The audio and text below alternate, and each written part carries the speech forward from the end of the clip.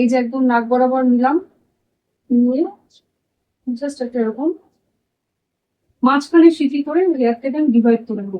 এই যে 4টা আঙুল, এখান থেকে যদি হেয়ার কম থাকে তাহলে মোটামুটি 5টা আঙুল নিবা, মানে একটু চওড়া করে নিবা যদি কারোর সামনের দিকে হেয়ার কম থাকে। আর যদি নর্মাল থাকে তাহলে 4টা আঙুল করে নিতে পারো।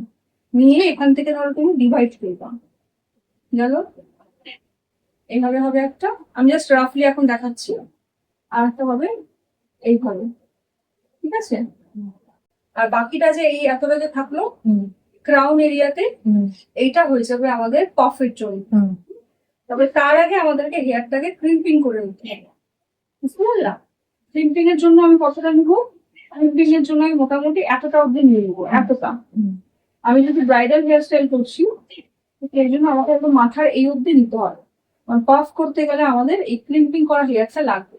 আর যদি আমি ফুল কার্লস করতাম, অ্যাডভান্স হেয়ার স্টাইল বা অ্যাডভান্স যদি কোনো কার্লস আমি হেয়ার স্টাইল দিয়ে করতাম, তাহলে আমাকে ফুল হেয়ার ক্রিম্পিং করতে হতো।